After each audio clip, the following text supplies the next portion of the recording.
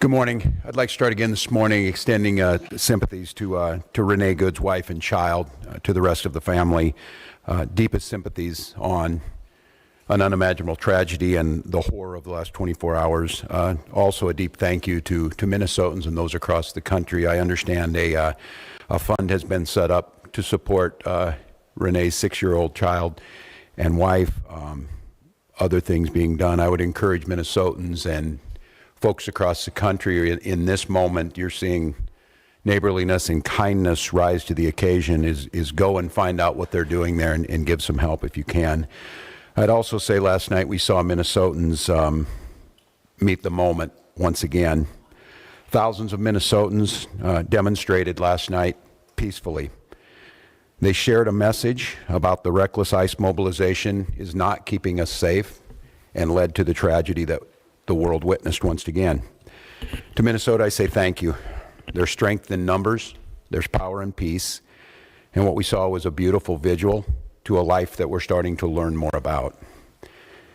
And I will let those that want to push out false narratives, to slander or defame Renee Good, Minnesotans will tell her life story. Minnesotans will be there to defend her honor and see this as a human being, not a moment in time or the callous casualness that I've watched some people on TV gloss over what they saw. We've also spent a lot of time talking last 24 hours about accountability. That means no function of government operates with impunity. It means when someone's in a position of authority and they commit any act that impacts our people, there has to be another place to turn to get justice. Checks and balances. Basic idea, the center of the formation of our country. It's the only measure that protects us from the abuse of government or federal overreach or tyrannical government. Yesterday, the Minnesota Bureau of Criminal Apprehension, the BCA, spent the day yesterday attempting to get that accountability. We have learned that the Trump administration has now denied the state that ability to participate in the investigation. And I just want to make this as clear as possible to everyone. Minnesota must be part of this investigation. These are nonpartisan career professionals that have spent years building the trust of the community. There's a BCA Force Investigations Unit that was created by the legislature, by the people of Minnesota, to provide an independent, consistent, and trusted mechanism for investigating the use of force incidents involving law enforcement officers. Minnesota has seen our share of these. And what you've seen is, and I have witnessed it during my time, that these professionals have risen to the moment. They are trusted by people. People who are not by inclination trusting of law enforcement or government have come to see the professionals at the BCA as true arbitrators that can get them justice. The unit is the result of years of scrutiny, public engagement, and bipartisan legislative action. Minnesotans have made it clear time and again they expect transparency through this process where a police officer uses deadly force. The BCA Commissioner, Superintendent Evans, have earned that trust by delivering on that expectation. I think it's clear to everyone as they saw this that it feels now that Minnesota has been taken out of the investigation. It feels very, very difficult that we will get a fair outcome. And I say that only because people in positions of power have already passed judgment, from the president to the vice president to Kristi Noem, have stood and told you things that are verifiably false, verifiably inaccurate. They have determined the character of a 37-year-old mom that they didn't even know, don't know. They've determined that the actions are done. I don't know. I've not used inflammatory terms of what happened. I've asked us to find the answers. The only way we find the answers is a thorough investigation by nonpartisan professionals. We've delivered that. We've been able to do it. We've earned the trust. And when I say that, the trust of BCA, and I tell Minnesotans the trust of law enforcement here. Everyone knows, globally, certainly here, that George Floyd, who was murdered a few blocks from this site, tore at the soul of who we were. But we healed. We built back trust. Chief Brian O'Hara came in and took one of the most difficult jobs in America of building back trust in the police force in Minneapolis after Derek Chauvin murdered George Floyd. And he's earned that. And he's level. And he's fair. And he's asking for that. And so, Minnesotans, I will continue to press that we be part of the investigation, that we do the investigation, so that Minnesotans can trust what the outcome is. I don't have a predetermined notion. Yes, I saw the video. Yes, I saw that. But a thorough investigation will see what happened before that. It will take all factors in, and it will come up with a fair and just conclusion. And we will accept that. Very, very difficult for Minnesotans to think in any way this is going to be fair when Kristi Noem was judge, jury, and basically executioner yesterday. That's very, very difficult to think that they were going to be fair. With that being said, Minnesotans, we've risen to the occasion so far, but it's going to get challenging. It's going to be challenging because I feel your anger. The human desire to lash out in this moment is very real.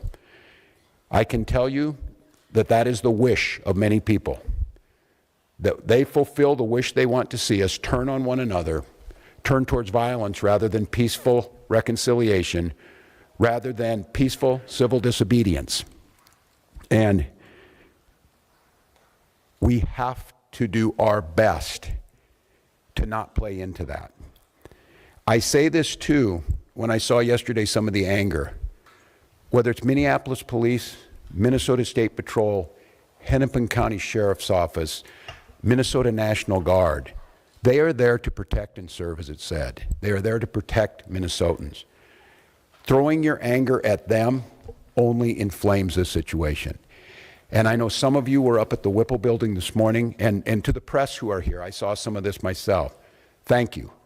Continue to have access to every single space. Continue to cover this story. Continue to show the world what's out there. I will say it where our president won't. The press are the defenders of our democracy. You need to be there. But I also tell folks, protect our Minnesotans who are out there and don't turn the anger to them. This is a brazen use of force. They want us to bend the knee. They want us to capitulate. The way we give them what they want is allow them to use this as an excuse to put more troops on the ground. Use them as an excuse to show that these are violent protests.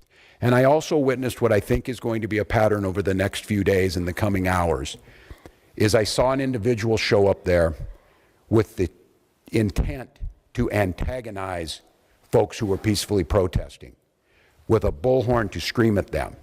And again, the desire to move on that individual is exactly what they want, because our respect for the First Amendment means we will expect and respect all opinions. If this individual is there expressing support for ICE, that's their constitutional right to do so, and they need to be protected. Don't allow that to be a catalyst to create violence. We believe in states' rights. We believe the federal government needs to stay out of this. We believe that the situation has gotten worse and less safe because of their presence. And I will just say there were two incidents yesterday I saw after this that just tore at my soul. I saw an individual at the scene identify themselves as medical personnel, a physician, and asked to provide aid, and an ICE agent said, "I do not care." That lack of humanity was chilling to me. And after this incident happened, and after the tensions rose, ICE agents entered a Minnesota school, causing disruptions at that school.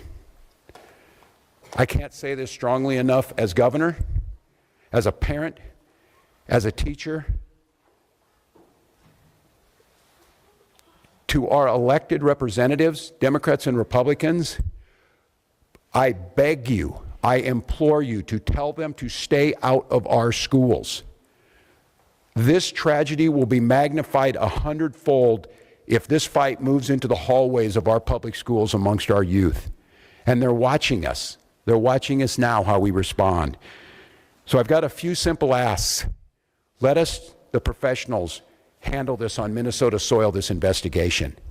De-escalate this situation by removing yourselves from this situation with these 2,000 agents that were put here. And above all else, stay out of our schools. I'd like to ask you to care, but that might be a step too far for some people. But I know Minnesotans care. So we'll protest peacefully. We will win in courts. We will certainly win in the defense of our democracy because the American people see what's happening here. But the way that we don't win and the way that we lose, if this turns towards violence and allows them to escalate. It cannot happen. So I ask the grass top leaders out there, the faith leaders, the folks who are on the streets, and in many times the true leaders are not the elected officials. They're the folks on the ground. I beg you, implore you, follow those words of the leaders we've had. I had the privilege of serving with John Lewis, and John talked about good trouble. I'm not telling you not to find good trouble, but I asked John many times, I said, John, I don't know if I'd have your self-restraint. Didn't you want to lash out? He said, yes, daily.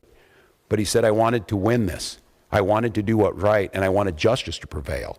And to do that, I knew the only way was to not lash out, to not give in to that. So to each and every one of you, we're not going to win this through violence. We're going to win it through justice. We're going to win it through compassion. We're going to win it through Minnesota Nice, and we're going to win it by holding every one of these people accountable as they should for what we've seen on the streets of Minneapolis. With that, I'm going to turn to Commissioner Jacobson to give you a situation update.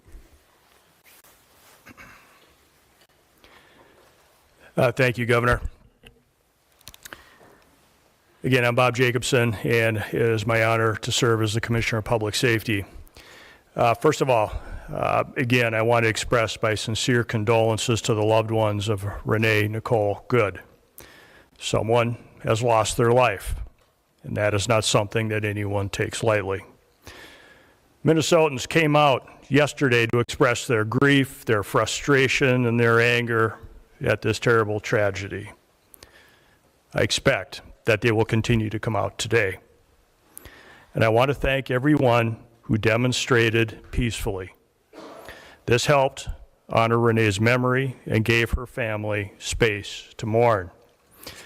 Minnesota's residents and visitors have the right to demonstrate and to exercise their First Amendment rights. I want to remind everyone that there are safe ways to do so. Our goal is to reduce tensions, to avoid conflict, and to maintain a calm environment. As I mentioned yesterday, we recommend the following safe and lawful ways to demonstrate. Please get together peacefully with others in public areas where pedestrians are allowed.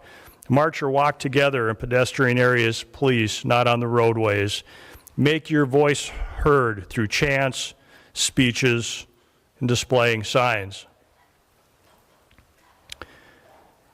And there are a few things I just want to mention very quickly that are unsafe. Because as always, our top priority is public safety, and we cannot allow behaviors that create hazards, threaten public safety, or disrupt emergency services or endanger people nearby. That would include certainly demonstrating on the freeway, walking on highways, throwing objects, setting things on fire, property damage, graffiti, fireworks, illegal weapons, reckless and dangerous driving, or assaultive or aggressive behavior.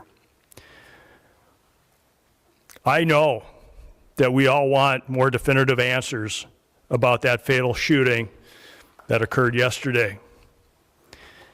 And as we are able to get those answers and dispel rumors and false information, then we can rightfully honor Renee's memory and help her family, loved ones, and our community heal.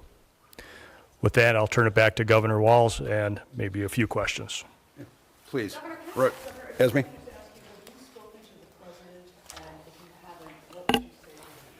I have not. As I said yesterday, I did speak to Secretary Noem and received a lot of talking points. I will note that I asked Secretary Noem how she would have felt if President Biden had sent 2,000 troops into Rapid City, South Dakota, and she said she would have welcomed them. I leave that for the folks of South Dakota to determine. I've not spoken to the president. I would ask him, first of all, the goal here is to make America safe, is what he said. There is no verifiable evidence that any of this is making America safer. I would ask him to de-escalate in the moment, to allow Minnesotans to back up and grieve, to allow this investigation to be played out by the rule of law. I said it again, I have not passed any judgment on this. And to please, whatever it is, leave Minnesota alone. Earlier this week, I don't know if it was if something he wanted to have already made it clear. I'm exiting the stage here in a year. But I told him I have a year to continue to do what I love dearly and what I believe I've been good at, making Minnesota a better place to live. The number of calls we got today of parents asking if they should send their kids to school or not. Minneapolis had to make what I believe was the absolute correct decision to cancel school. We have students out of learning today. I would just ask him, I'm not talking anything about border security. I'm not talking anything about what he needs to do on that. None of this is accomplishing either his mission or making us any safer. So just give us a pause. Let us breathe. Look, we're exhausted. We're exhausted as Minnesotans. We're exhausted as Americans. And this relentless assault on Minnesota, for whatever reason, is just cruel now. It has reached cruelness. So please, just give us a break. And if it's me, you're already getting what you want. But leave my people alone. Leave our state alone. And look again and see what's happening. It's not me saying it. You're hearing it from many others. So that's what I would say. Governor Walz and Commissioner Jacobson, is there anything stopping state and local law enforcement from conducting an independent investigation into this, even if the federal government does not want to have you have a joint investigation? So, great question. We have asked for cooperation from the federal government. We were invited in to do a joint investigation on this initially. We continue to work with the federal government all the time on joint investigations. This is not something new, whether it be with the FBI or other federal law enforcement agencies, so we are accustomed to doing joint investigations. As the governor has mentioned, our force investigative unit within the BCA has a stellar reputation for doing quality investigations, for finding the answers to the questions that people have. There are so many questions out there that I know the public has from watching what's been shown on social media and regular media. And the goal for me would be to provide an investigation, preferably in tandem with the Federal Bureau of Investigation, because we work with them all the time, and they do have all the evidence in the original investigative notes and reports. We have none of that. They have shared none of that with us. We would welcome the opportunity to jump back in, to do that investigation, use our high-quality investigators from the BCA to be able to do that with them, to find the answers that the public deserves. Without any of that information, or without any of that assistance from the FBI or the federal government, we would be at a loss to be able to initiate and conduct a thorough investigation. For us to be able to do that, it would be extremely difficult, if not impossible, without cooperation from the federal government.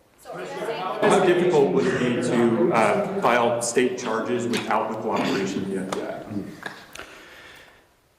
To be able to file state charges, we would need, again, a full investigation, which would include the opportunity to have been at the crime scene, to have had the opportunity to take a look at all the video and evidence that the FBI would have in their possession. I don't make any prejudgments about what happened yesterday.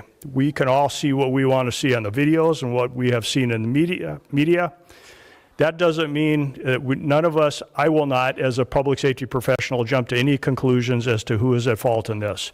What I will say, though, is that unless we do that thorough investigation, unless we have access to all of that evidence, unless we have access to the agents that were involved in that, to any witnesses, without any of that, we would not be able to put together a quality investigation for any prosecutor to be able to make a determination as to whether or not someone should be charged with a crime.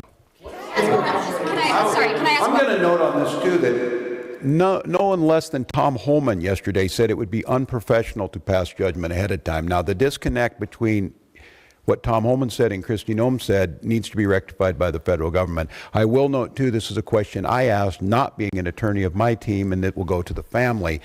that there will certainly be civil cases filed on this, and those will be filed in Minnesota court and be held in court. Corn?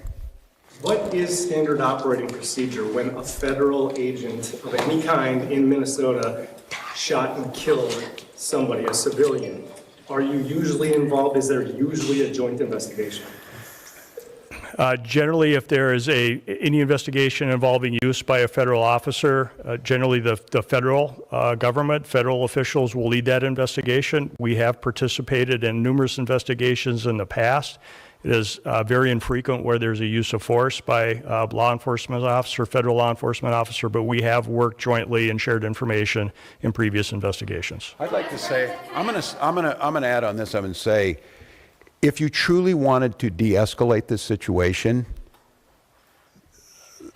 the logical conclusion would be to follow that procedure and allow Minnesota to participate. And that's where we started yesterday, and it's one of the reasons I came out here, and I'm not going to criticize that because that was the proper process, and I'm going to have to talk to Minnesotans to try, and it's a very difficult task. I think we all know what can happen here, to calmly wait until all the facts come out.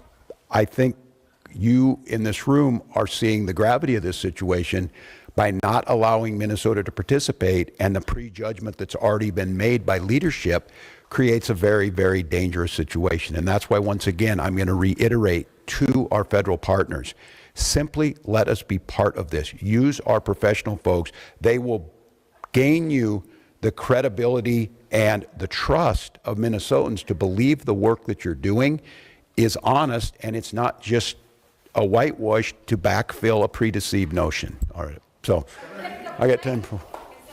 That the state can do to put in additional protection around schools or to allow for additional e-learning days for these situations? Yeah, it's interesting, Dana, that you would ask that. We were just, as we were coming in here discussing, someone asked about that, and they mentioned Ruby Bridges and the Little Rock folks about escorting people in.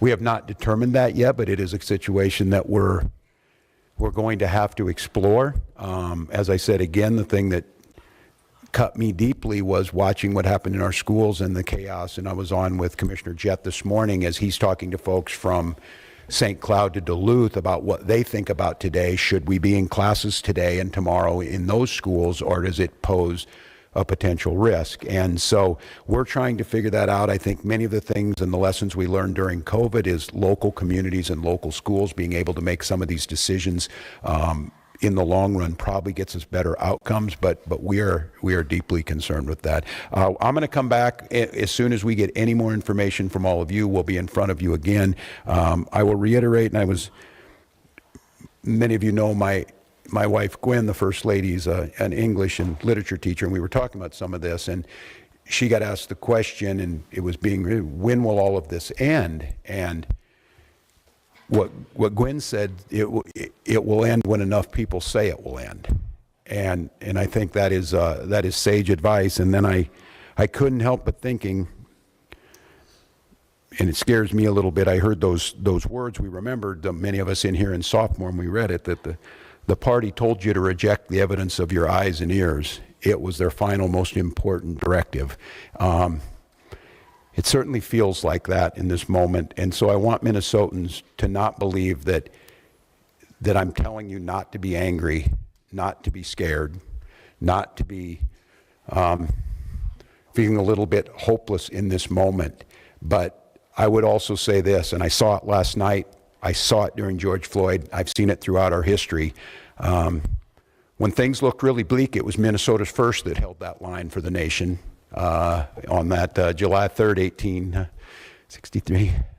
And I think now we may be in that moment that the nation's looking to us to hold the line on democracy, to hold the line on decency, to hold the line on accountability, and more than that, to rise up as neighbors and simply say, we can look out for one another, we can have differences, but we've proved to the world going on 250 years that our democracy could hold. It feels to me like we're at one of those inflection points, that simply asking our government to give us accountability, listen to local leaders, ratchet down the rhetoric, let people feel safe in their person,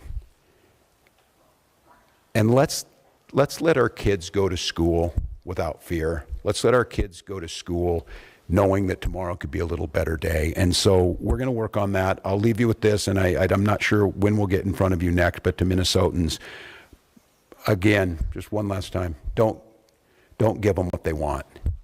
Don't give them the unrest that they want.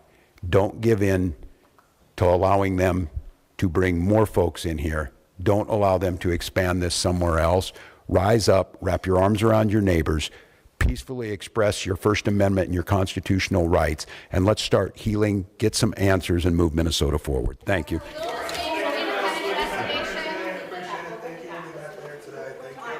Thank you. A lot more information soon. A lot more information soon.